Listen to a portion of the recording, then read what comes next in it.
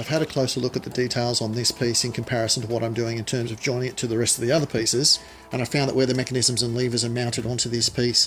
this side needs to be a lot flatter in comparison to what I previously had. And really it's just a mix of getting it right in comparison to the real world object as opposed to what I'm making, which is really just an amalgamation of bits that I've got to make fit. So I've stuck it back in the mill and I've milled that side off a lot flatter so that it can work out the mounting arrangement for these smaller components. And the other thing I've obviously got to sort out is where the wooden handle mounts into this cupped out area.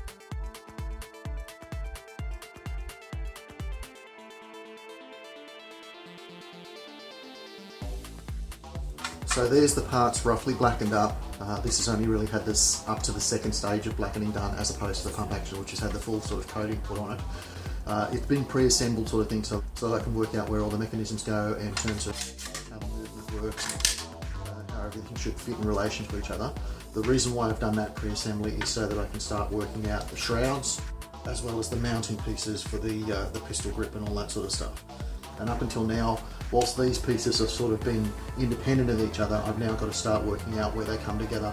because I've got to combine the elements that aren't independent, like the magazine, which sort of relates to this part and sort of relates to this part. This has been a pretty long-winded project because of the type of details that I want to get into it,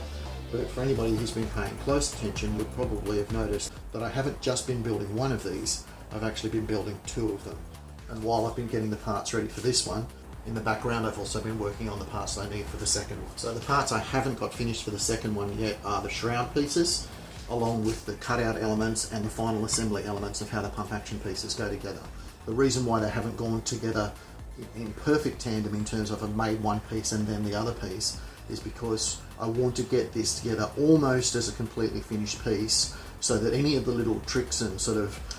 hassles that I had with the first one, I can correct those problems in making the second one, and effectively I've got a working part that I can copy into the second piece, which hopefully means I can refine those pieces and get an even better version in the second one.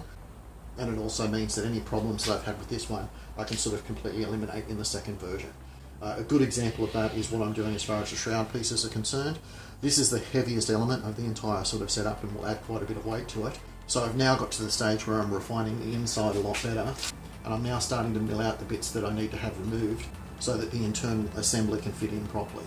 Once I've got that done, I can then use this as a pattern piece to cast up a much more refined version for this second one, which means that all that cleanup that I've had to do in terms of all this milling and sort of removing of material and everything else will already be done, and the cleanup elements I'll need to do won't be anywhere near as complicated as what I've had to do up to this point. And you can see in this bit where I've started milling out the appropriate shape to get all that to sort of fit into place. It's pretty close at the back in terms of where it should be in terms of the centre line, but that front section is still quite a ways off from the centre line, so I need to mill out quite a bit more material in there to get it to sort of sit flush to where it needs to be. And then obviously I need to do that same thing to the corresponding side, but as I said, once I get that done, that should cut down that weight a little bit more and also give me an accurate piece that I can reproduce for the second one.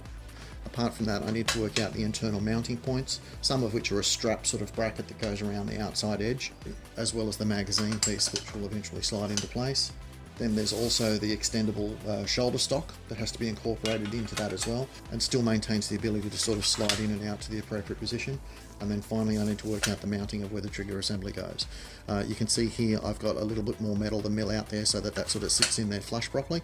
And then I've got to work out the surface features along with the trigger mechanism itself. But it's finally starting to feel like it's coming together and starting to look like it should, and I'm pretty happy with the way it's going so far. So anyway guys, that'll be the update for this time. Thanks for watching, talk to you next time.